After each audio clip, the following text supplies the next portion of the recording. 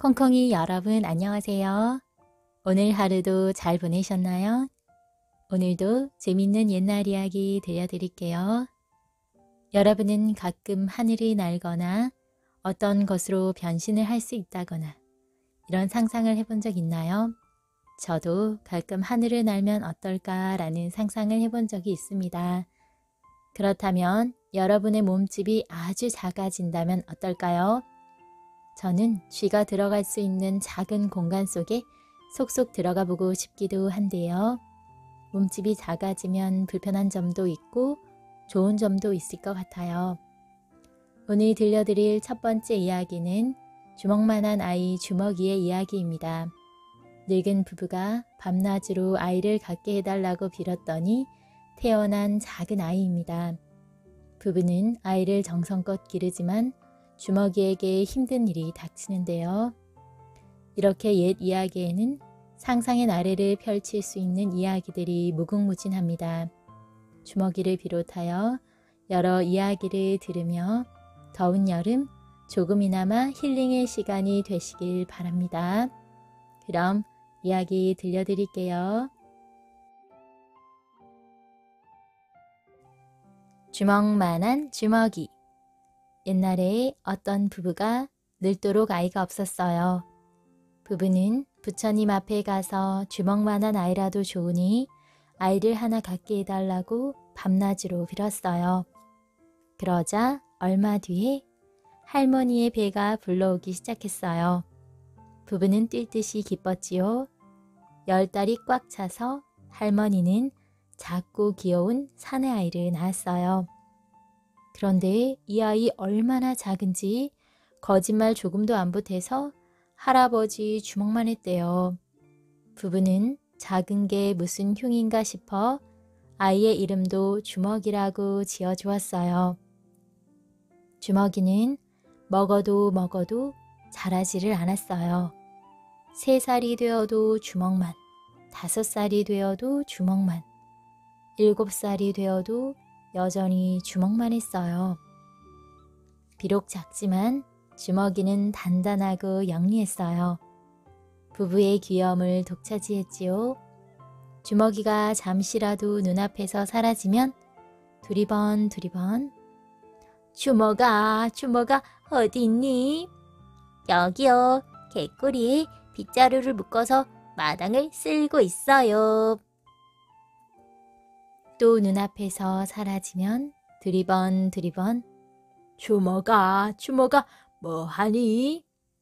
여기요.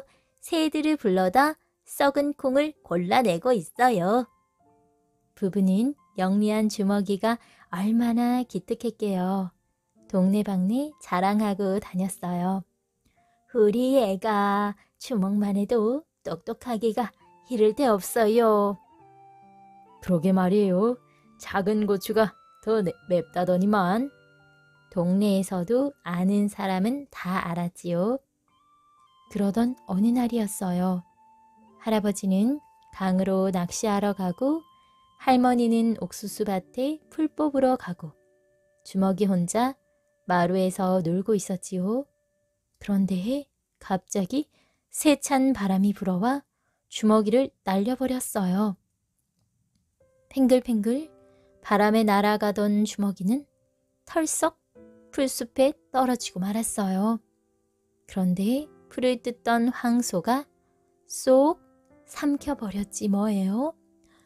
으악! 주먹이가 정신을 차리고 보니 황소 뱃속이에요. 누구 없어요? 살려주세요. 주먹이는 황소 배를 발로 차고 또 차댔어요. 영문도 모르는 황소는 배가 아파 음메 울다가 뿌지직 그만 똥을 사버린 거예요. 다행히 주먹이도 쇠똥에 섞여 밖으로 나왔지요. 하필이면 이때 농부가 삽으로 쇠똥을 퍼서 철퍼덕 술에 던져버렸어요. 주먹이도 쇠똥과 함께 철퍼덕. 쇠똥 더미를 싣고 가던 수레가 덜컹덜컹 다리를 지날 때였어요. 똥 한 덩어리가 냇물에 퐁당 빠져버렸어요. 주먹이도 똥덩어리에 섞여 퐁당. 헤엄은커녕 물가에도 가본 적 없는 주먹이는 뽀글뽀글 물속으로 가라앉았어요. 마침 지나가던 물고기가 웬 떡인가 싶어 주먹이를 꿀꺽 삼켜버렸어요. 이런, 또 뱃속이네. 처음도 아닌데 겁먹을 주먹이가 아니지요. 이번에는 어떻게 빠져나갈까? 주먹이가 이 생각 저 생각 골똘해 하는 사이에 물고기는 냇물을 따라 강으로 헤엄쳐 갔어요. 그러다가 할아버지의 낚시에 딱 걸렸지요. 허허, 모처럼 큰 놈이 갈려들었네. 할아버지가 기분 좋게 물고기를 낚싯바늘에서 빼내는데 사람 소리가 들리는 거예요. 저 좀 살려주세요. 물고기 뱃속에 들어있어요.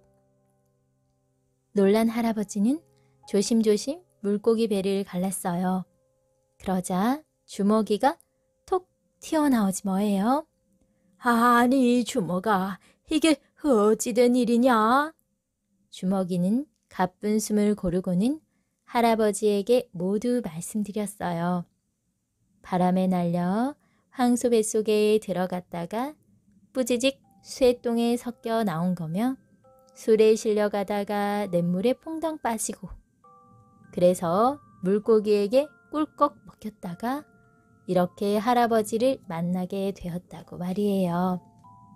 세상에, 우리 주먹이가 큰일 날 뻔했구나. 할아버지는 쥐면 꺼질까 불면 날아갈까 주먹이를 호주머니에 소중히 넣고는 집으로 돌아갔답니다.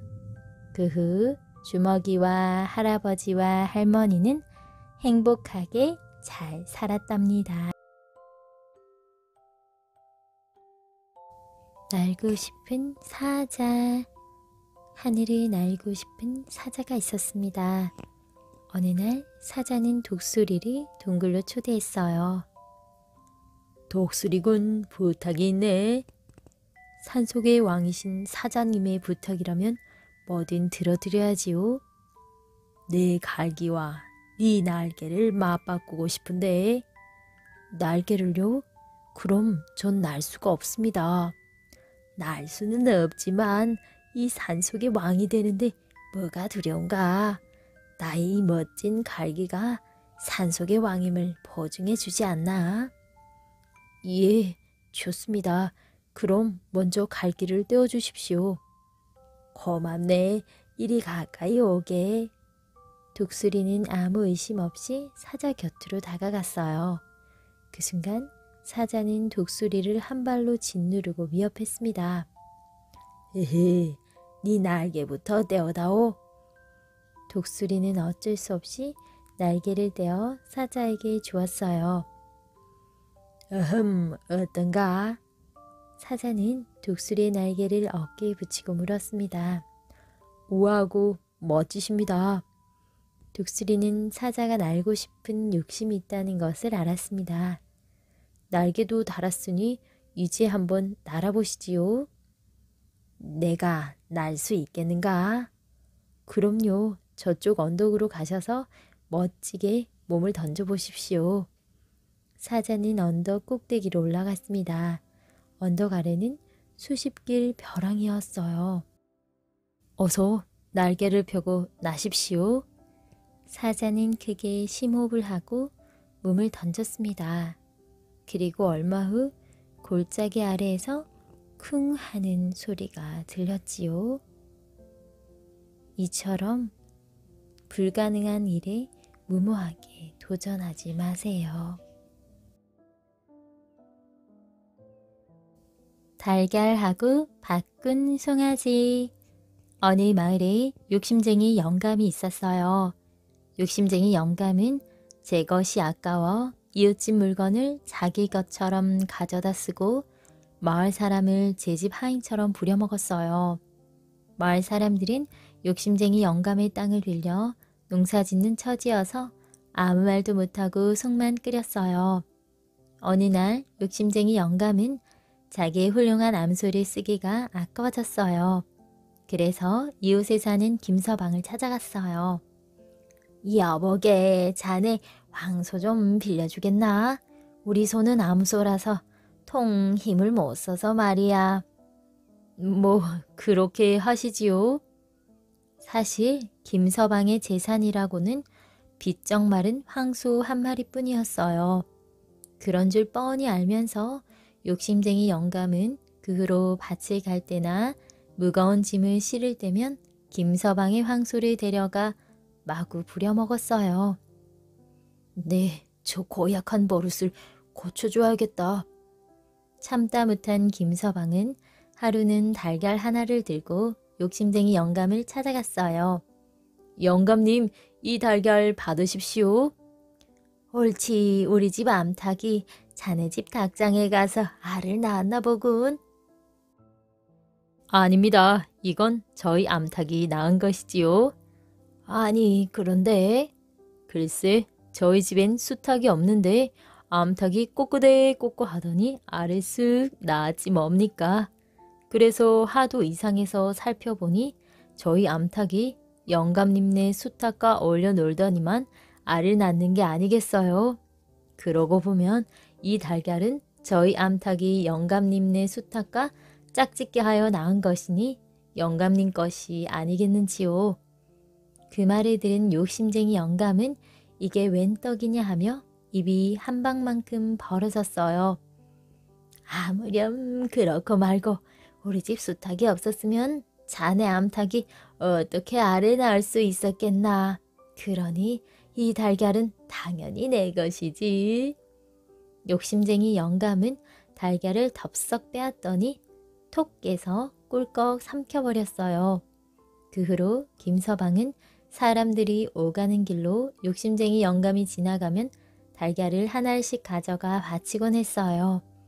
영감님, 저희 암탉이 또 알을 낳았습니다.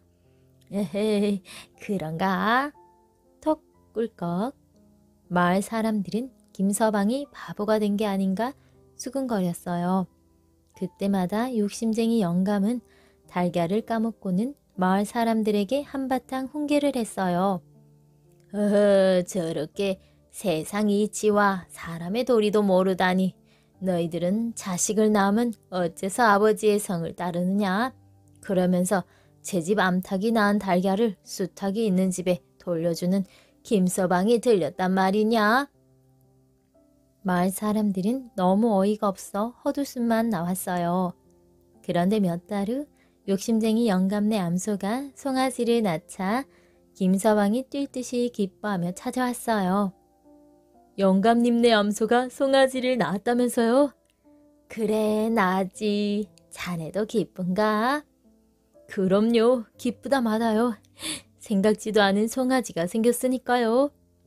김서방은 싱글벙글하며 외양간에 들어가 송아지를 냉큼 안고 나왔어요. 아니, 내 송아지를 왜 안고 나오나? 예, 이거 참 누구에게 인사를 해야 할지 모르겠습니다. 영감님께 해야 할지 아니면 암소에게 해야 할지. 아무튼 잘 기르겠습니다. 김서방이 송아지를 안고 껑충껑충 대문을 나가자 욕심쟁이 영감은 깜짝 놀라 펄쩍펄쩍 뒤쫓아갔어요. 아니, 남의 금쪽 같은 송아지를 훔쳐가다니. 당장 이리 내놓지 못하겠냐? 그러자 김서방이 멈춰서 태연히 말했어요. 저희 집 황소가 없었으면 영감님네 암소가 어떻게 송아지를 낳을 수 있었겠습니까? 그러니 이 송아지는 당연히 제 것이지요. 영감님께서 늘 하시던 말씀을 벌써 잊으셨습니까? 그제야 욕심쟁이 영감은 김서방에게서 계속 달걀을 받아 먹던 일이 떠올랐어요. 아무렴 그렇고 말고 세상 이치와 사람의 도리를 훤히 알고 계시는 영감님이 아니신가. 구경 가던 마을 사람들이 배를 잡고 웃음을 터뜨렸어요. 아이고, 내가 송아지를 달걀하고 바꾸었구나. 욕심쟁이 영감은 주저앉아 송아지를 안고 가는 김서방을 멍하니 쳐다보았어요. 톡 꿀꺽. 그 후로 욕심쟁이 영감은 남들이 달걀 깨먹는 것만 봐도 창피해서 도망갔다고 합니다.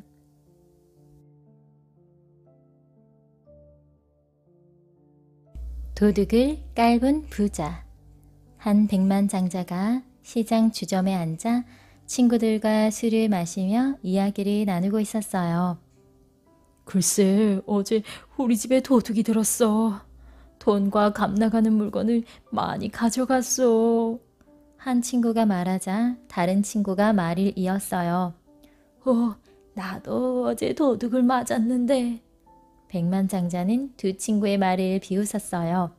아니, 집 단속을 어떻게 하는데 도둑이 드나? 우리 집엔 도둑이 얼씬도 못하네. 백만장자가 자신 있게 말했어요. 그런데 이 백만장자의 말에 귀를 기울이는 한 사람이 있었어요. 같은 주점에서 술을 마시던 도둑이었어요. 도둑은 백만장자의 말을 들으며 코웃음을 쳤지요. 도둑을 얼씬도 못하게 한다고? 어디 한번 당해봐라. 도둑은 백만장자의 코를 납작하게 해줄 생각이었어요. 도둑은 백만장자가 잠깐 딴짓을 할 때 그의 주머니에서 담뱃대를 몰래 훔쳤지요. 그러고는 바로 백만장자의 집으로 가서 백만장자의 아내에게 담뱃대를 보여주었어요. 어르신께서 기름을 사신다며 구리로 만든 그릇 2개를 가져오라고 시키셨습니다. 이 담뱃대를 보여드리면 의심하지 않으실 거라는 말씀도 하셨지요. 아내가 보니 남편의 물건이 틀림없었어요. 아내는 도둑에게 구리로 만든 그릇 2개를 주었어요. 도둑은 기름을 사서 그릇에 담아 다시 백만장자의 집으로 가서 아내에게 주었지요. 어르신께서 사신 기름입니다. 그리고 금은방에 가신다며 금화천냥을 가져오라고 하셨습니다. 아마도 부인께 드릴 선물을 사시려는 것 같습니다. 도둑의 말에 백만장자의 아내는 크게 기뻐했어요. 내 선물을 사신다고요? 알았어요. 잠시만 기다려요. 백만장자의 아내는 도둑의 말을 의심하지 않았어요. 오히려 신이 나서 금화천냥을 자루에 담아주었지요. 물론 도둑은 돈자루를 둘러매고 어디론가 사라졌어요. 이 사실을 모르는 백만장자는 여전히 주점에 앉아 친구들과 이야기를 나누고 있었어요. 그러다 담배 생각이나 주머니를 뒤졌지만 담뱃대가 보이지 않았어요. 백만장자는 자신이 담뱃대를 집에 놓고 왔다고 생각했지요. 얼마 뒤 친구들과 헤어진 백만장자가 집으로 돌아왔어요. 부인, 나왔소. 내 담뱃대 좀 가져오구려. 집 안으로 들어서며 백만장자가 말했어요. 무슨 말씀이세요? 그러지 말고 빨리 내 선물이나 줘요. 선물이라니? 백만장자는 아내의 말이 무슨 뜻인지 알 수 없어 눈만 껌뻑였지요. 아니, 내 선물 산다고 금은방에 가셨잖아요. 아내의 말에 백만장자는 술이 확 깼어요. 그게 무슨 말이야? 자세히 말해보구려. 백만장자의 말에 아내는 집에 다녀간 남자의 이야기를 낱낱이 말했어요. 아내의 말을 다 들은 백만장자는 화가 나 펄쩍 뛰었어요. 도둑이야, 도둑. 앉아서 도둑을 맞았다고. 백만장자는 그 길로 도둑을 잡으려고 밖으로 뛰어나갔어요. 도둑이 어디 있는지도 모르면서 말이에요. 그런데 백만장자의 집 골목에 도둑이 숨어 있었어요.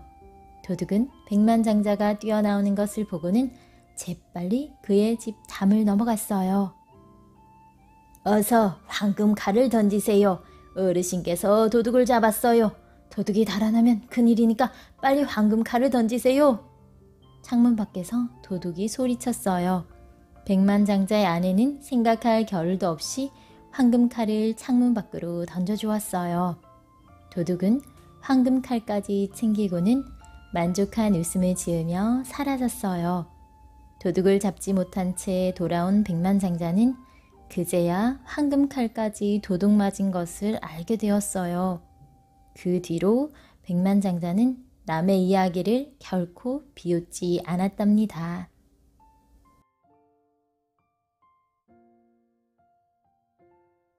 부자가 되는 3가지 보물. 얘들아, 이리 가까이 오너라. 오랫동안 병을 앓고 있는 늙은 아버지가 3 아들을 머리맡에 불러 앉혔어요. 세상을 떠나기 전에 당부해두고 싶은 말이 있었기 때문입니다. 아무래도 내가 오래 살지 못할 것 같구나. 내가 죽으면 재산을 너희 3형제가 똑같이 나누어 갖도록 하거라. 재산 때문에 형제가 다투어서는 안 된다. 알겠느냐? 예, 명심하겠습니다. 3 형제는 아버지 앞에 무릎을 꿇고 맹세하였어요. 물려받은 재산은 축내지 않도록 잘 지켜야 한다. 재물에 욕심을 낸다고 하여 재물이 늘어나는 게 아니야. 놀고 먹지 말고 부지런히 일해야 부자가 되어 잘 살 수 있는 거란다. 3 아들에게 거듭 당부를 한 아버지는 다음날 아침 세상을 떠났어요. 아버지의 장례를 치르고 나서 큰아들과 둘째 아들은 욕심이 생겨 막내의 몫을 둘이서 가로채 나누어 갖기로 하였지요.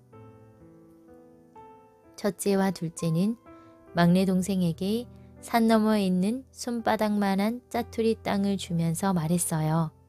막내야, 너무 섭섭하게 생각하지 마.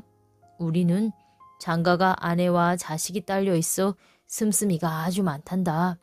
하지만 너는 아직 어리니까 그다지 많은 재물이 필요하지 않을 게다. 아버지의 유언을 받들어 부지런히 일하면 나중에 부자가 되어 우리보다 훨씬 잘 살게 될 거야. 욕심이 없고 마음씨 착한 셋째는 2 형의 결정에 그대로 따랐어요. 부지런히 일하면 부자가 된다는 아버지의 유언만 가슴 깊이 새길 뿐이었습니다. 으리으리한 집은 2 형이 차지하고 셋째는 오두막집에서 밭농사를 지으며 따로 살았어요. 호강하던 부잣집 막내 도련님이 아버지가 세상을 떠나자 보잘것없는 가난한 농부가 되고 만 것입니다. 그러나 셋째는 가엾은 사람을 보면 그냥 지나치지 않았어요. 가지고 있는 것을 몽땅 털어 도와주기 일쑤였지요. 그러다 보니 아무리 부지런히 일을 해도 돈을 모을 수가 없었어요. 욕심이 많은 2 형들은 점점 더 재산을 늘려 큰 부자가 되었으나 셋째는 재산을 늘리기는커녕 손바닥만한 밭도 남의 손에 넘어가게 되었어요. 마을 사람들은 마음씨 착한 동생을 본체 많지 않은 2 형에게 손가락질을 하였지요. 어린 동생 몫까지 재산을 차지하고도 너무 욕심을 부리는 것 같아요. 좋은 일하는 동생을 조금만 도와주면 될 텐데 말이지요. 마을 사람들의 이런 말을 엿들은 2 형은 잔뜩 화가 나서 셋째를 불러들였어요. 이놈아, 당장 보따리 사서 이 마을을 떠나거라. 너 때문에 우리가 욕을 먹고 있단 말이야. 첫째가 호통을 치자 둘째도 팔을 걷어붙이고 나섰어요. 네가 게을러서 아버지가 물려주신 재산을 다 날린 거야. 마을 사람들의 눈에 띄지 않는 곳으로 어서 떠나거라. 셋째는 기가 막혔어요. 똑같이 나누어 가지라는 아버지의 유언을 어긴 욕심 많은 형들이 믿기도 했으나 꾹 참고 떠나기로 마음먹었지요. 2 형에게 쫓겨가면서도 마을 사람들에게는 돈벌이가 있어 멀리 떠난다고 거짓말을 하였어요. 형들을 욕되게 하지 않으려는 생각에서였습니다. 갈 곳이 없는 셋째는 발길 닿는 대로 걸음을 옮겼어요. 길을 가다가 닥치는 대로 이를 거들어주고 밥을 얻어먹으며 발붙이고 살 곳을 찾아다녔어요. 어느 날이었어요.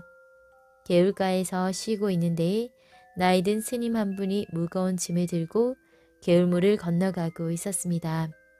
스님은 힘이 붙여서 넘어질 듯이 비척거렸어요. 인정 많은 셋째는 스님이 넘어질 것 같아 걱정이 되어 쫓아갔어요. 스님, 제가 들어드리겠습니다. 이리 주십시오. 셋째는 짐을 빼앗듯이 받아들고는 한 손으로는 스님의 손을 잡고 개울을 건넜어요. 고맙소, 젊은이. 스님은 대견스럽다는 듯이 셋째의 얼굴을 훑어보며 말했지요. 별 말씀을 다 하십니다. 셋째는 높은 산허리에 있는 스님의 절까지 짐을 들어다 드렸어요. 절에 들어선 스님은 셋째의 얼굴을 살피면서 물었지요. 젊은이는 어디로 가는 길인가? 저 사실은 자리 잡고 살 곳을 찾아 헤매는 중입니다. 허허, 갈 곳이 없나 보군. 젊은이, 도대체 왜 집을 나왔는가? 셋째는 스님께 거짓말을 할 수가 없어 사실대로 이야기했어요. 그렇다면 이 절에서 나와 함께 지내면 어떻겠소? 예, 이 절에서 살아도 되나요? 스님, 정말 고맙습니다. 스님의 말에 셋째는 너무 기뻐서 넙죽 절을 하였지요. 당장 먹고 잘 곳이 없는 셋째로서는 얼마나 다행인 일인지 몰랐어요. 젊은이가 승낙해주니 정말 고맙군. 사실은 일하던 사람이 얼마 전에 나가서 나 혼자 지내고 있었다네. 스님도 셋째 못지않게 아주 좋아하였어요. 스님께 밥도 지어드리고 빨래나 청소도 열심히 하겠습니다. 무슨 일이든지 시켜주십시오. 셋째는 그날부터 절에서 늙은 스님을 모시고 살게 되었어요. 절간 살림은 말할 것도 없고 몸이 불편한 스님을 도와드리며 지냈지요. 스님도 인자하시고 그다지 힘든 일도 없어 편안하게 몇 달을 보냈어요. 그러나 날이 가면 갈수록 마음 한구석이 텅 빈 것 같아 몹시 외로웠어요. 고향에 있는 두 형님들은 어떻게 지낼까? 정든 마을 사람들도 만나보고 싶구나. 두 형에게 쫓겨난 고향이지만 그리워서 견딜 수가 없었어요. 눈을 감으면 마을 사람들과 두 형의 얼굴이 자꾸 떠올라 잠을 이루지 못한 날도 한두 번이 아니었어요. 스님은 이런 셋째의 마음을 뻔히 들여다보고 있었습니다. 곁에서 안타깝게 지켜보던 스님은 마침내 셋째를 돌려보내기로 마음먹었어요. 젊은이, 마음고생이 심하지. 이제 고향으로 돌아가거라. 예, 하지만 안 됩니다. 늙으신 스님을 누가 모시고요. 셋째는 스님의 말을 듣고 뛸 듯이 기뻤지만 늙은 스님을 혼자 두고 떠날 수가 없었어요. 내 걱정은 말아라. 정 불편하면 사람을 들이면 되니까. 그동안 너 때문에 아주 편히 지냈구나. 이것은 네가 수고한 값으로 주는 선물이야. 보잘것없지만 가지고 가거라. 스님은 셋째에게 젓가락 한 벌과 표주박, 집방석을 꺼내어 주었어요. 스님, 정말 고맙습니다. 선물을 받은 셋째는 스님께 하직 인사를 드리고 절을 나왔어요.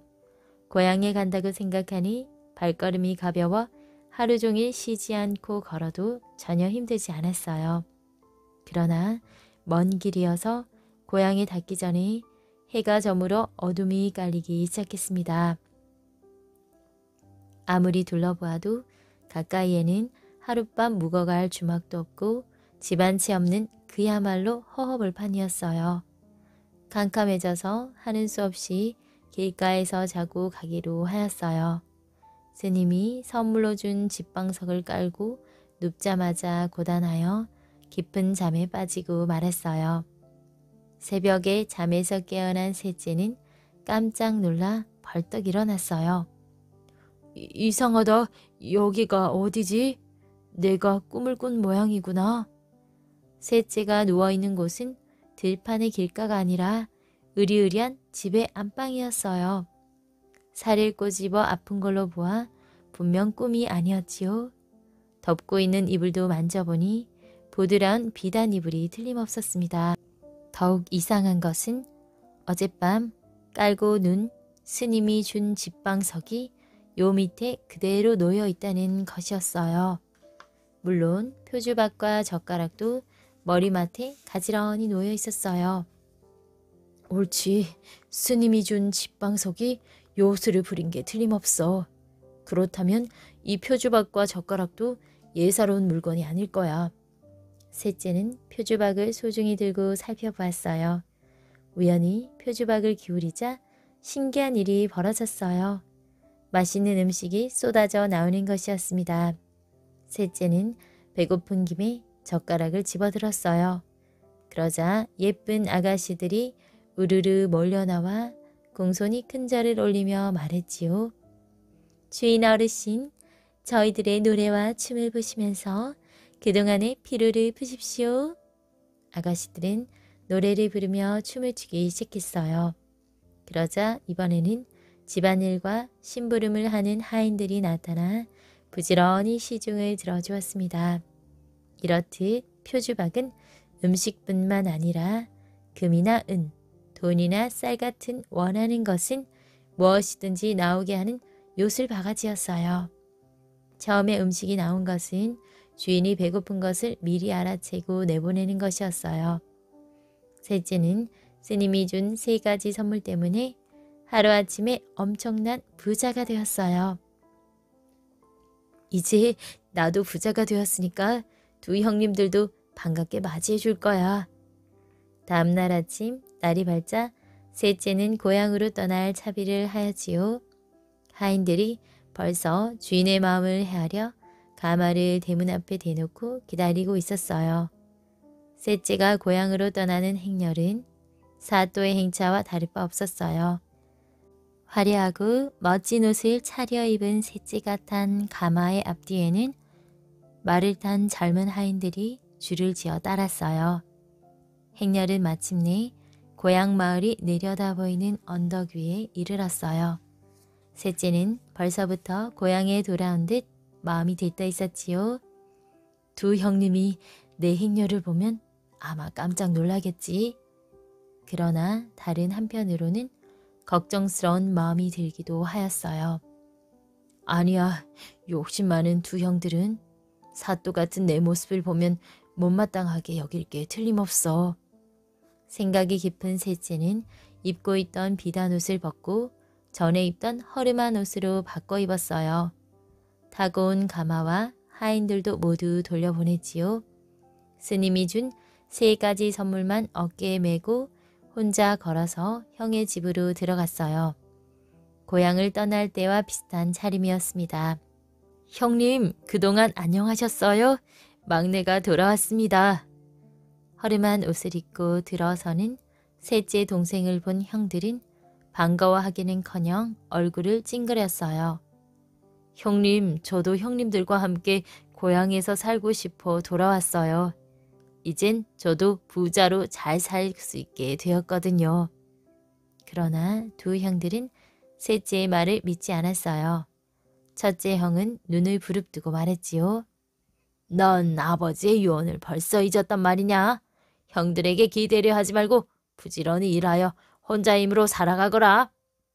첫째의 말이 끝나기가 무섭게 둘째도 맞장구를 쳤어요.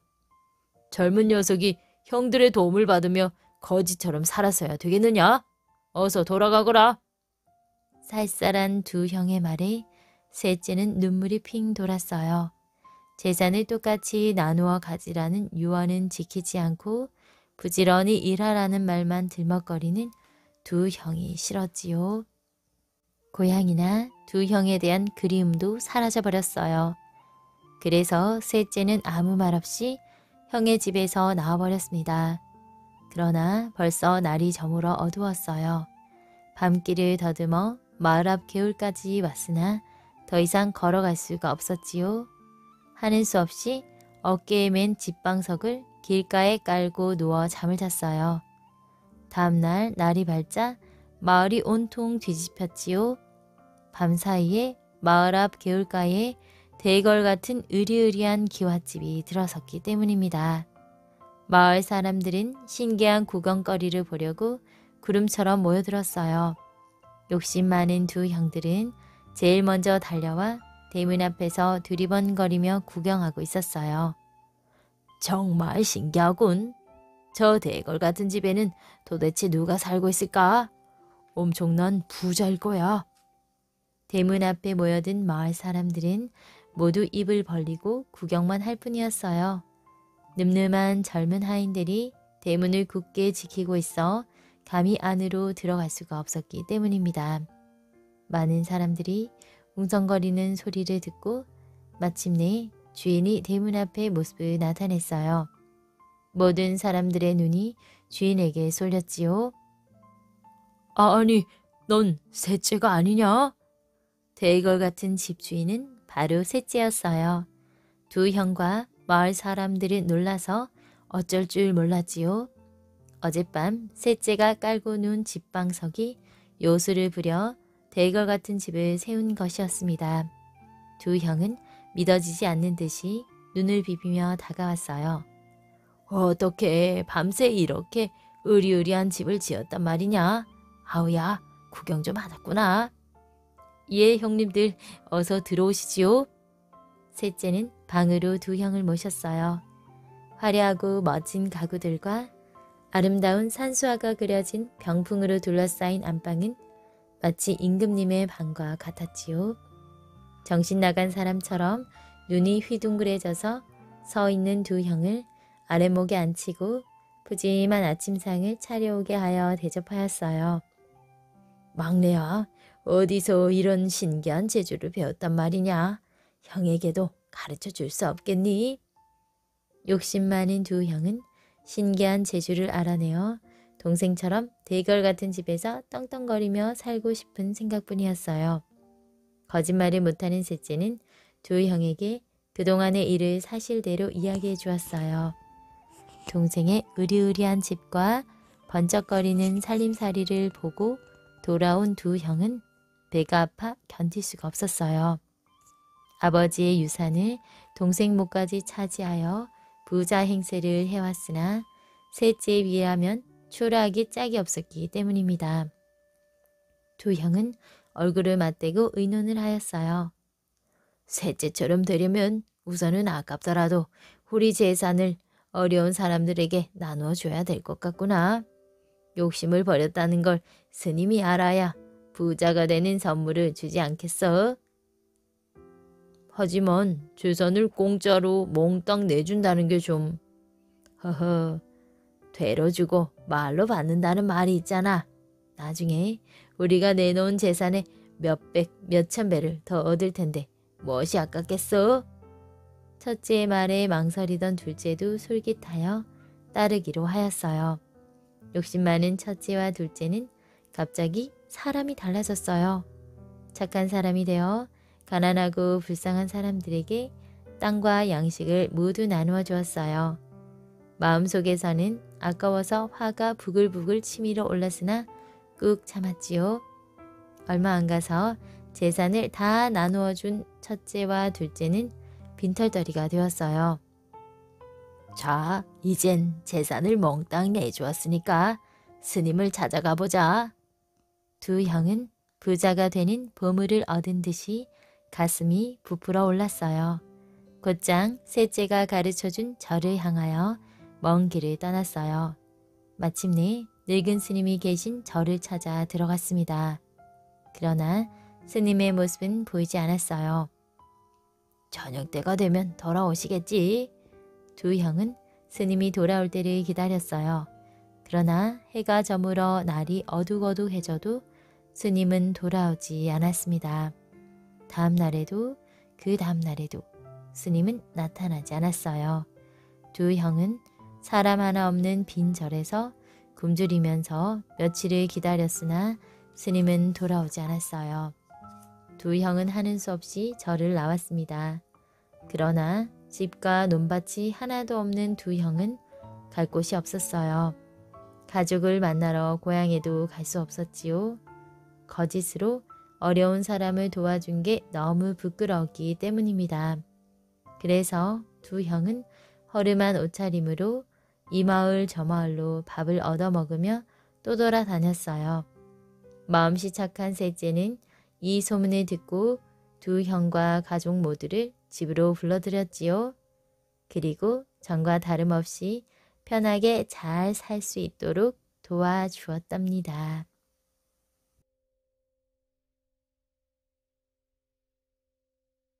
날개에 달린 옷찰방.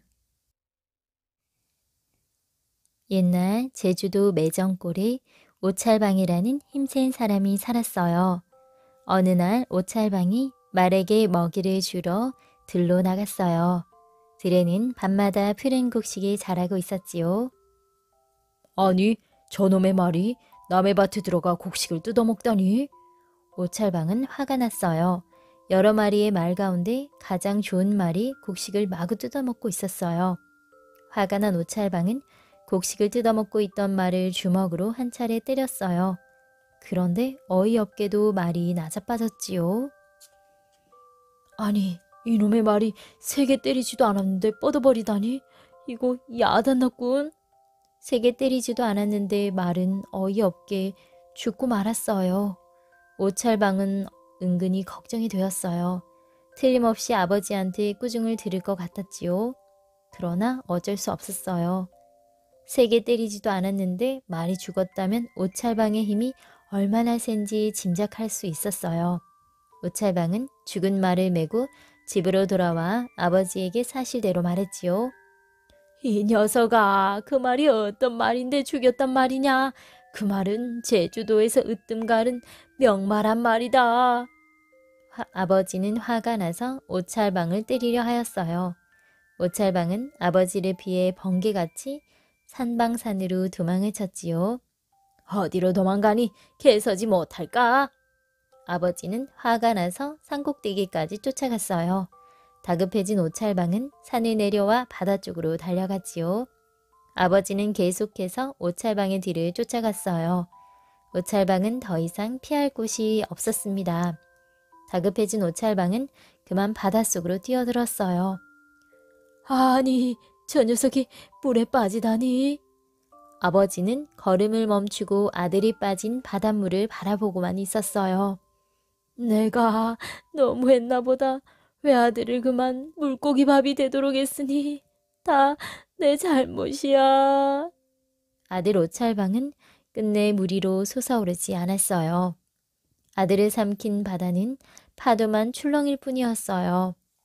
아버지는 아들이 물에 빠져 죽은 줄로만 알았지요. 내 잘못이다. 다 내 잘못이야. 아버지는 통곡을 하면서 집으로 돌아왔어요. 아니, 이게 웬일이야? 아버지는 깜짝 놀랐어요. 지금쯤 바닷속에서 물고기의 밥이 되었을 아들이 집에 돌아와 찢어진 옷자락을 꿰매고 있지 뭡니까? 얘야, 어떻게 된 거니? 아버지는 정말 믿을 수가 없었어요. 혹시 귀신이 와 있는 건 아닌가 하고 눈을 비비며 바라보았지요. 물속에서 헤엄을 쳤지요. 아버지가 볼 수 없는 곳까지 헤엄쳐가서 이렇게 집으로 달려왔어요. 아버지는 그제야 마음이 놓였어요. 대전골에선 가끔 시림대회가 열렸어요. 그때마다 옷찰방은 번번이 장사가 되었어요. 나를 이길 사람은 언제든지 나와보라고. 옷찰방은 이렇게 큰소리치고 다녔지요. 전화장사는 옷찰방이야. 옷찰방이 이렇게 뽐내도 아무도 그렇지 않다고 반박하는 사람은 없었어요. 저렇게 큰소리 치도록 내버려 두어서는 안 되겠어. 너무 잘난 체하고 남을 업신여기는 버릇을 고쳐줘야겠어. 자꾸 저러 갔다가는 큰 코 다칠 거야. 옷찰방의 누이가 이렇게 생각했어요. 씨름대회가 있는 날 밤이었습니다. 씨름은 달빛 아래서 벌어졌어요. 옷찰방 누이는 남자의 옷을 입고 씨름터로 나갔어요. 씨름을 한참 구경하고 있던 옷찰방의 누이가 사람들 앞에 나서며 이렇게 외쳤어요. 나는 신설골에 사는 고영천이란 사람이다. 씨름을 하고 싶다. 오찰방을 당할 수 없어 실망하고 있던 구경꾼들은 눈을 둥그렇게 떴어요. 오찰방을 대적할 힘센 장사가 나타났으니 흥미로운 일이었어요. 나하고 씨름을 하겠다고? 어림도 없지. 오찰방은 제 누이인 줄 몰랐지요. 그래, 한판 붙어보자. 오찰방은 팔에 힘을 주며 맞붙었어요. 와, 새 장사가 나타났다. 구경꾼들의 함성이 씨름판을 뒤흔들었어요. 그런데 큰 소리를 치던 오찰방은 힘도 쓰지 못하고 넘어졌어요. 집으로 돌아온 오찰방은 밥도 먹지 않고 자리에 누웠어요. 얘야, 무슨 일이 있니? 일어나 밥을 먹어야지. 어머니는 걱정이 되었어요. 어머니, 씨름판에서 연거푸 졌으니 살아서 못해요. 나는 죽어야 돼요. 사내 자식이 그런 걸 가지고 끙끙하라. 힘을 길러 다시 이기면 되잖아.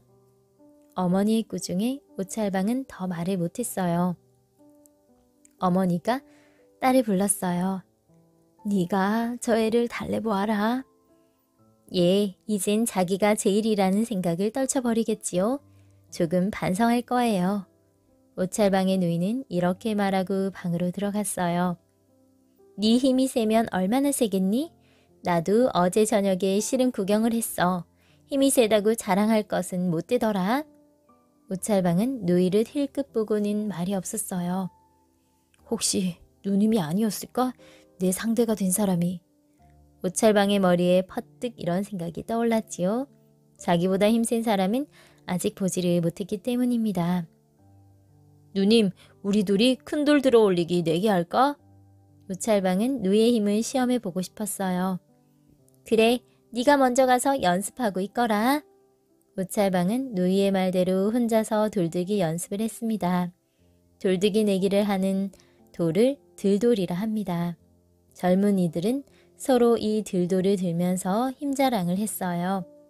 웬만한 사람은 엄두도 못 낼 큰 돌이었어요. 과연 장사야? 모여든 구경꾼들은 오찰방의 힘에 감탄을 했어요. 예, 너 장난을 하고 있니? 그까짓 것 단번에 번쩍 들어 올리지 못하고서. 물을 길어오던 누이가 빈정거렸어요. 그럼 누이님이 한번 들어보세요. 오찰방이 눈을 흘기면서 말했어요. 누이는 아무 말 없이 물동이를 내려놓더니 소매를 걷어붙였어요. 그리고는 여러 개의 들돌 가운데 가장 큰 걸 번쩍 들어 올렸어요. 우와, 여장사가 여기에 있구나. 구경꾼들은 일제히 환성을 질렀어요. 아버지, 누님의 힘이 보통이 아니어요. 제가 졌어요. 집에 돌아온 오찰방이 아버지에게 말했어요. 그럴 만한 까닭이 있다. 네 어머니가 젖아들을 낳으려고 황소 10마리를 먹었단다. 그런데 그만 딸을 낳았거든. 그게 네 누이란다. 그런데 두 번째도 딸을 낳을까봐 네 어머니에게 황소 9마리만 먹였단다. 그게 바로 너란다. 그러니 누이가 힘이 더 셀 수밖에 없잖니. 오찰방은 아버지의 말을 듣기만 했어요. 어느 날 아버지가 며느리를 불러놓고 물었어요. 얘야, 네 남편이 잠잘 때 별다른 짓을 하지 않던? 명치로 겨드랑이를 감싸매고 잠을 자요. 며느리의 말에 아버지는 고개만 끄덕였어요. 무슨 까닭이 있을 거야? 아버지는 이렇게 생각하며 그 까닭이 궁금했어요. 어느 날이었어요. 아버지는 오찰방에게 독한 술을 마시겠습니다. 오찰방은 그만 술에 취해 깊은 잠에 빠지고 말았어요. 이게 뭘까? 사람의 겨드랑이에 날개가 있다니 괴이한 일이다. 오찰방의 겨드랑이를 들춰보니 병아리 날개만한 것이 돋아나 있었어요. 아버지는 심상치 않은 징조라고 생각했어요. 장차 자기의 힘만 믿고 나라의 역심을 품을지도 모른다. 그렇게 되면 큰일이다. 이것을 그냥 놔두었다가는 우리 집안에 큰 화가 미칠 것이다. 그러니 아예 없어버리자. 아버지는 아들의 겨드랑이에 붙은 날개를 불에 달군 인두로 지져버렸어요. 그 뒤부터 오찰방은 힘자랑을 하지 않았어요. 그때 대전골의 뒷산 동굴에는 도적들이 우글거렸어요. 그들은 밤이면 마을로 내려와 행패를 일삼았지요. 관가에서도 이 도적들을 잡지 못했어요. 고을 사람들은 도적들 때문에 마음 놓고 살 수가 없었어요. 임금님은 제주도 관찰사에게 명을 내렸어요. 도적들을 잡는 사람에게는 큰 상을 주고 벼슬을 내리겠다. 이 소식을 들은 오찰방은 도적들을 소탕하기로 마음먹었어요. 상을 타고 벼슬을 얻기 위함이었어요. 그렇잖아도 백성들을 괴롭히는 도적들을 잡으려고 했던 참이었지요. 변찰방과 손잡으면 문제없겠지? 변찰방도 힘이 세기로 유명한 사람이었습니다. 어느 날이었어요. 두 사람은 살그머니 도둑대가 모여있는 동굴로 갔어요. 동굴 속에서는 3, 40명쯤 되는 도둑들이 모여 앉아서 고기를 구워 먹고 있었어요. 하룻밤 쉬어가도록 허락해 주시면 고맙겠습니다. 오찰방이 입을 열었어요. 당신들은 누구요? 고기를 구워 먹고 있던 도적들이 눈이 둥글해서 물었어요. 지나가는 나그네입니다. 산으로 다니는 나그네도 있어? 길을 잃고 산을 헤매다가 그렇게 되었습니다. 도적들은 그제서야 고개를 끄덕이고 의심 없이 승낙을 하였지요. 두 사람은 고기를 굽지도 않고 뜯어먹었습니다.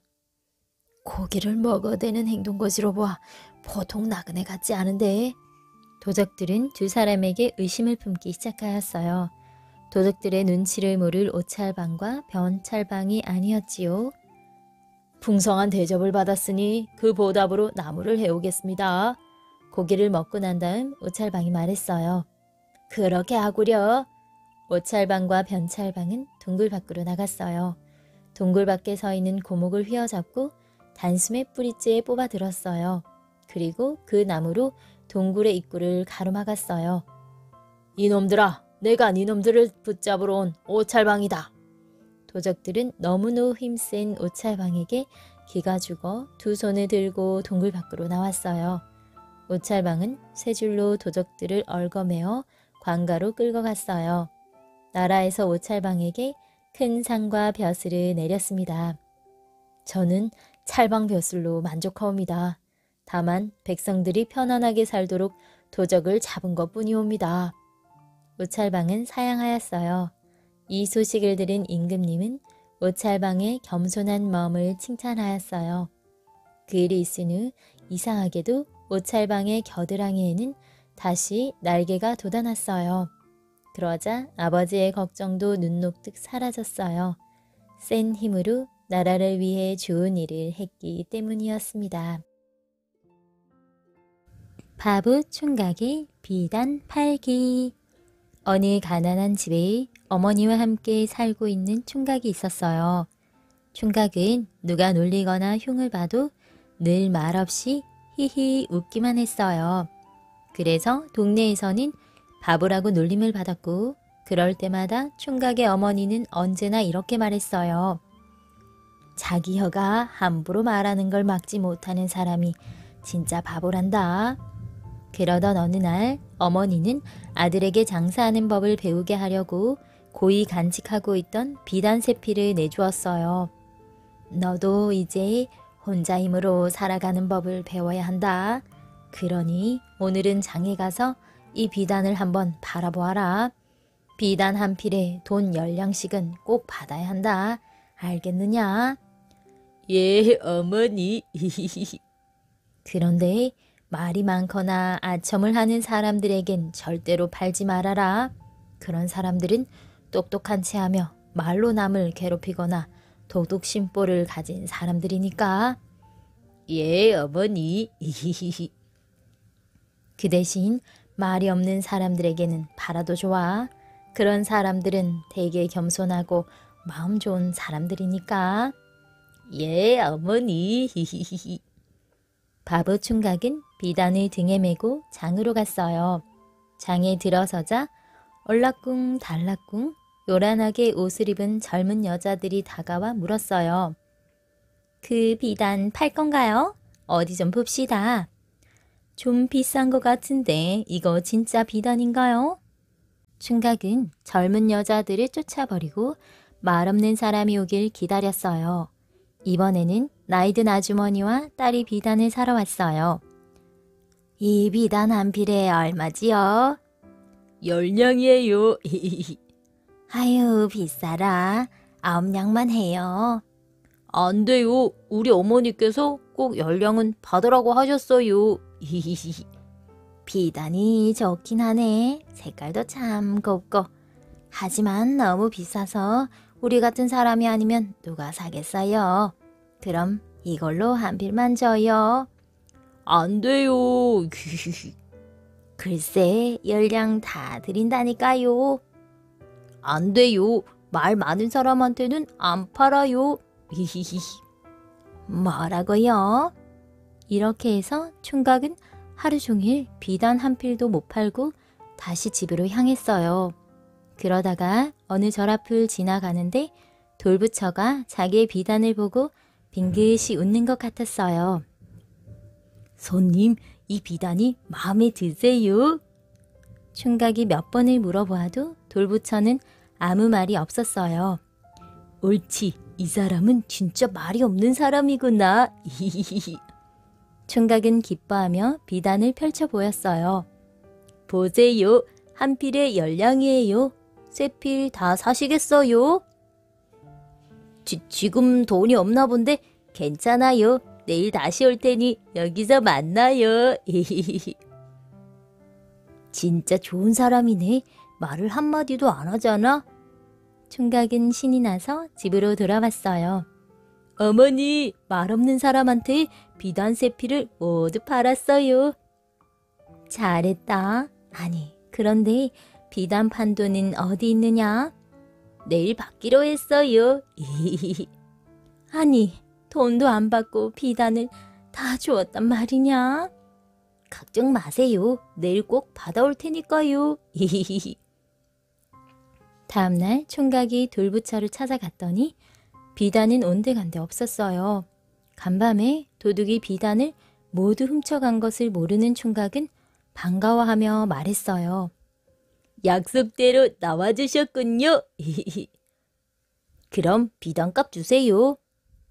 어제 사가신 비단값 말이에요. 아이, 어서 비단값 달라니까요. 총각은 시치미를 뚝 떼고 있는 돌부처를 잡아당겼어요. 그 바람에 돌부처가 앞으로 넘어졌어요. 꽈당! 아니, 이게 뭐지? 총각은 돌부처가 서 있던 자리에 금은보화가 번쩍거리는 것을 보고 깜짝 놀랐어요. 그것은 도둑들이 훔쳐서 감춰놓은 것이었어요. 에이, 진작 돈을 갖고 왔다고 말씀하시지. 아깐 쓰러뜨려 죄송해요. 총각은 돌부처를 제자리에 세워놓고 보물을 자리에 넣어가지고 집으로 돌아왔어요. 아니, 이게 웬 보물이냐? 비단값 판돈이에요. 어머님 말씀대로 정말 말이 없는 사람이 좋은 사람이지 뭐예요. 어머니는 총각을 칭찬했어요. 그래, 잘했다. 앞으로도 장사는 그렇게 해야 한다. 알겠느냐? 예, 어머니. 우리 아들한테 남다른 재주가 있을 줄 알았다니까. 그 후 총각은 어머니를 모시고 오래오래 행복하게 잘 살았답니다.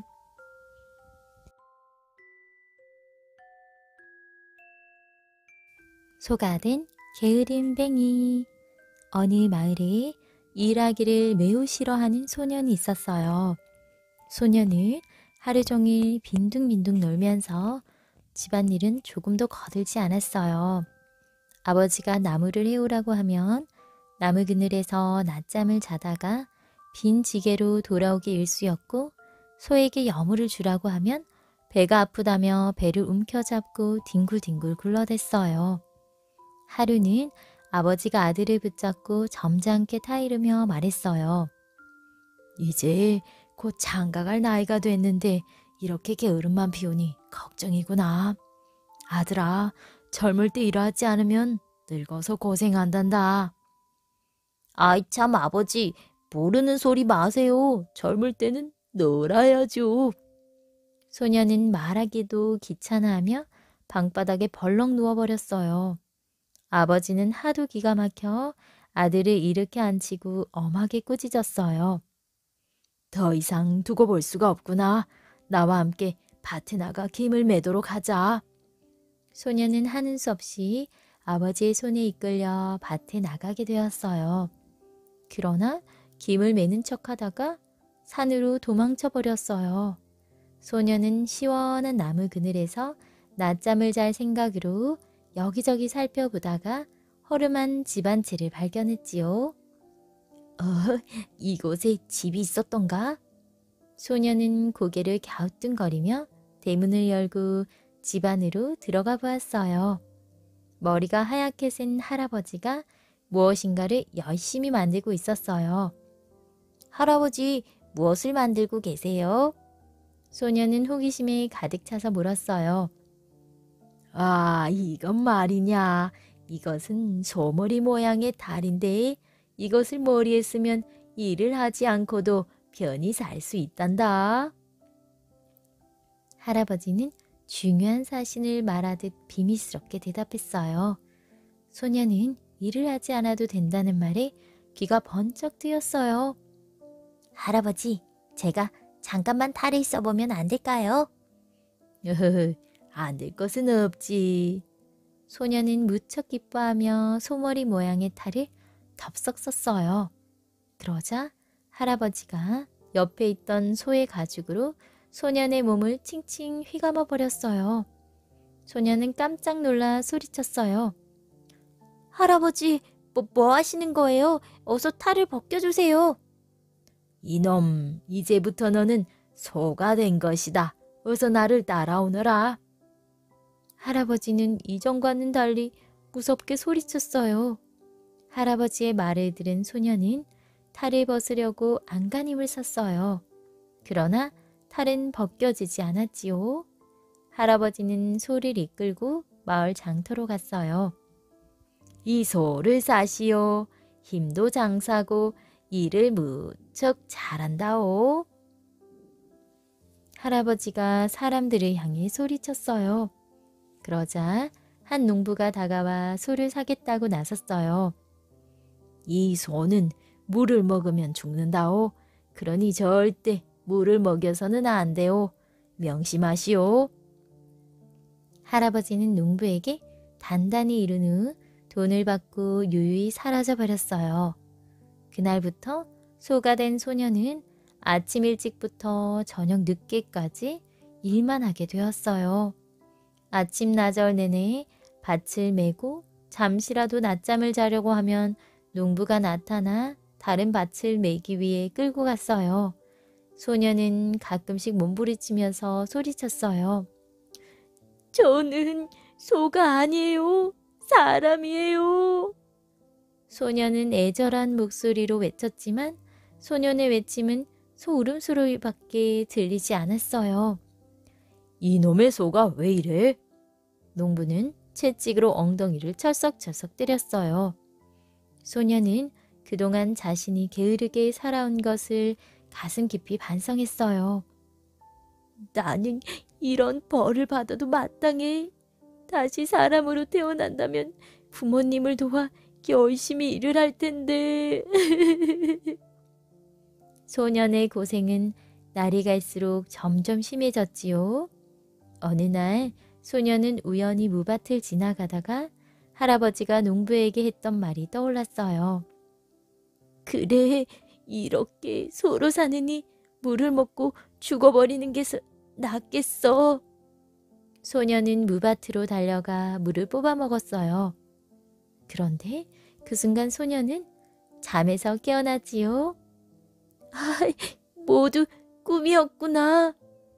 소년은 너무 기뻐서 눈물이 솟아났어요. 곧장 부모님이 계시는 집으로 돌아온 소년은 그동안의 일을 뉘우쳤지요. 아버지, 어머니, 이제 게으름 피우지 않고 열심히 일할게요. 아버지와 어머니는 깜짝 놀랐지만 갑자기 바뀐 아들의 모습이 대견스러웠어요.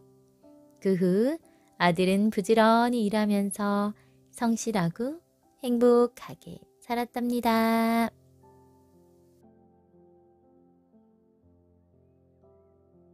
애기 바위. 병안북도 강계에 노람동이라는 마을이 있는데 이 마을에 애기 바위라는 바위가 있었어요. 이 바위에 얽힌 사연이 있지요. 옛날, 아주 먼 옛날, 노람동 마을에 한 부자가 살았는데 소문난 구두쇠였어요. 이웃이 굶어 죽어가는데도 쌀 한 톨 나눠 먹는 법이 없었지요. 그런데 어느 날 웬 스님이 그 집 대문 앞에 와서 목탁을 두드리며 연불을 매기 시작했어요. 안에서 무슨 대꾸가 있을 턱이 없었지요. 그래도 스님은 가지 않고 계속 목탁을 두드리며 연불을 하는 거예요. 마침내 화가 난 주인이 대문을 열고 버럭 고함을 질렀어요. 나는 부처를 믿지 않으니 다른 집에 나가보게. 그래도 스님은 계속 연불을 매면서 끄떡도 안 했지요.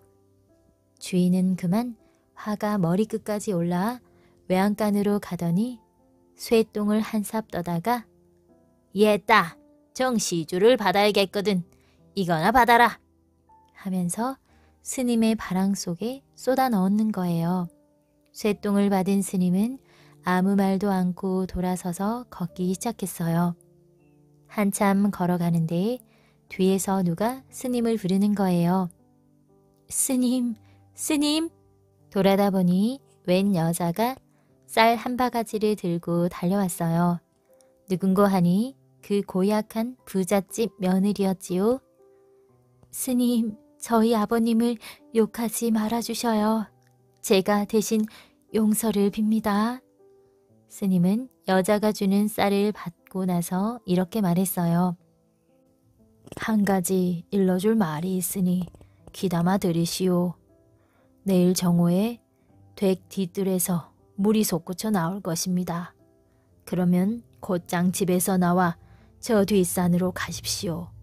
뒷산에만 오르면 화를 면할 것입니다. 그런데 한 가지 명심할 것은 뒷산으로 가는 도중에 절대로 뒤를 돌아다 보지 마십시오. 무슨 일이 있어도 뒤를 돌아다 보아서는 안 됩니다. 이튿날 정오가 되자 과연 뒤뜰에서 갑자기 물이 솟구치기 시작했어요. 여자는 급히 아기를 업고 집을 나서서 스님이 일러준 대로 뒷산을 바라보고 도망쳤어요. 그런데 산 중턱쯤 올랐을 때였지요. 우르르 꽝! 여자는 스님이 일러준 말을 깜빡 잊고는 그만 뒤를 돌아다보고 말았어요. 보니까 집터는 어느새 커다란 못으로 변해 있고 아무것도 남아있지 않았어요. 그런데 여자가 뒤를 돌아다본 순간 이게 무슨 일이에요? 선체로 그만 돌이 되고 만 거예요. 지금도 아기를 업은 여자 모습을 한 바위가 있는데 사람들은 그 바위를 애기 바위라고 했지요. 그리고 지금도 장마가 들거나 날씨가 흐린 날에는 못에서 살림살이가 떠오르는데 누구든지 그것을 건져 가지면 반드시 화를 입기 때문에 아무도 손을 대지 않는다는 거예요.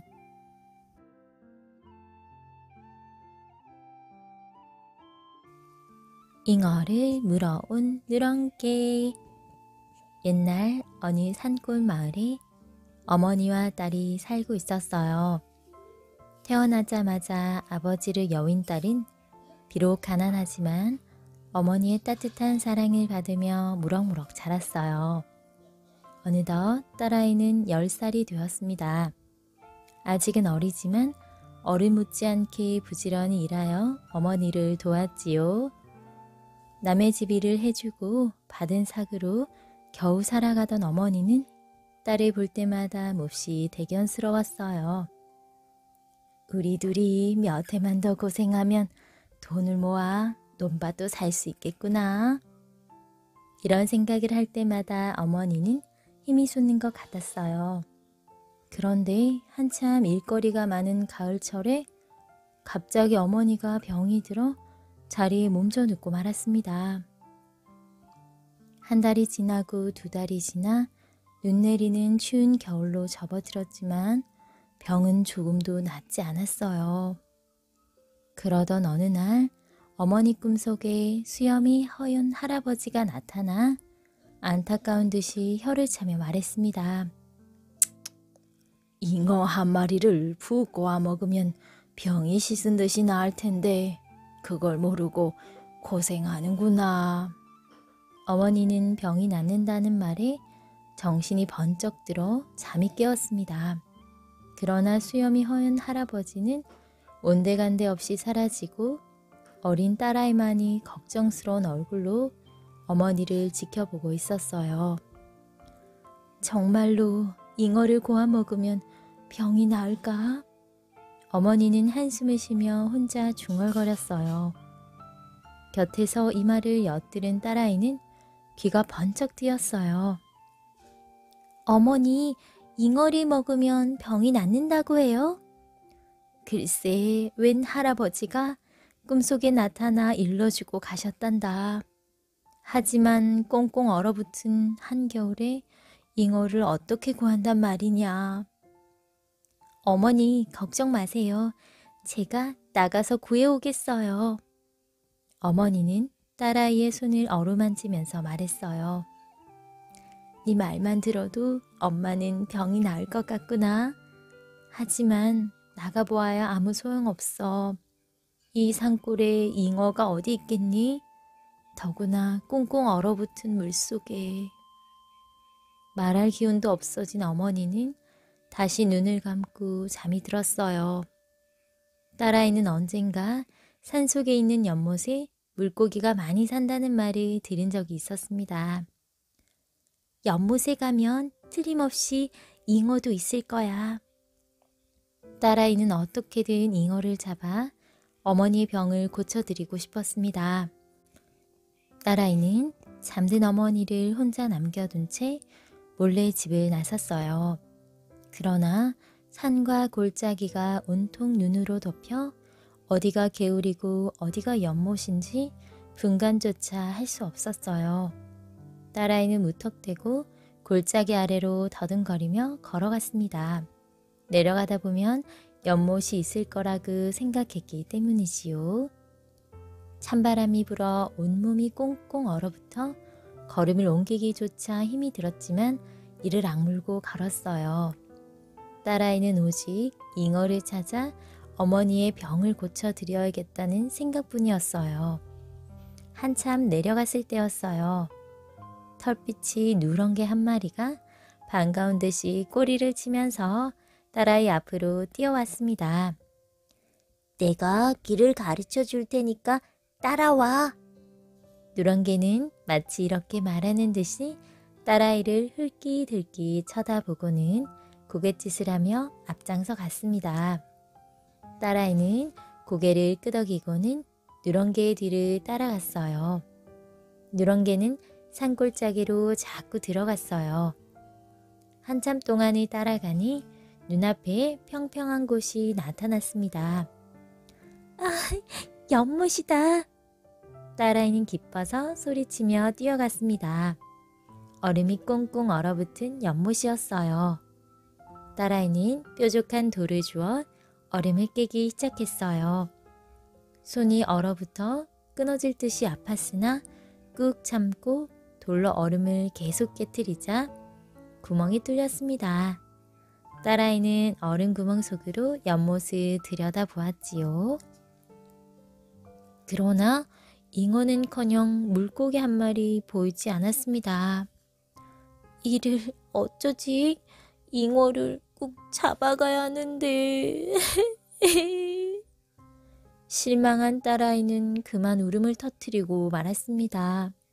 그러자 곁에서 계속 지켜보던 누런개가 갑자기 딸아이가 뚫어놓은 얼음 구멍 속으로 뛰어들어갔습니다. 붕덩! 누런개는 눈 깜짝할 사이에 커다란 잉어 한 마리를 입에 물고 기어나왔습니다. 아, 잉어다! 누렁아, 고마워. 딸아이는 기뻐서 소리치며 잉어를 소중히 두 손으로 받아들었습니다. 딸아이는 집을 향해서 걸음을 재촉했어요. 길이 어디인지 도무지 알 수가 없었으나 누렁개가 앞장서서 길잡이 노릇을 해주었지요. 마을 앞까지 왔을 때였어요. 앞서가던 누렁개가 갑자기 사라져버렸어요. 누렁아, 누렁아! 사방을 둘러보며 불렀으나 누렁개는 온데간데 없고 허연 수염을 한 할아버지가 나타났습니다. 누렁개는 다시 오지 않을 거다. 얼음 물속으로 잉어를 물어다 준 누렁개는 개가 아니라 산속의 호랑이란다. 오, 호랑이라고요? 딸아이는 온몸에 소름이 끼쳤어요. 착한 호랑이니까 겁낼 것 없다. 네가 무서워할까봐 순한 누렁개로 둔갑시켜 도와주라고 보낸 거란다. 수염이 허연 할아버지는 다정하게 딸아이의 머리를 쓰다듬어주며 말했습니다. 그 잉어는 너의 효성이 지극하여 주는 선물이다. 어서 가져가 잘 고아서 어머니께 드리면 병이 깨끗이 나을 것이다. 고맙습니다. 그런데 할아버지는 누구세요? 나는 이 산을 지키는 산신령이란다. 수염이 허연 할아버지는 순식간에 연기처럼 사라져 버렸어요. 딸아이는 이상하여 제사를 꼬집어 보았으나 꿈이 아니었습니다. 바람처럼 집으로 달려가서 잉어를 정성껏 고아 어머니께 드렸지요. 신기하게도 다음날 아침이 되자 어머니의 병은 씻은 듯이 나았습니다. 어머니와 딸아이는 오래오래 행복하게 잘 살았다고 합니다.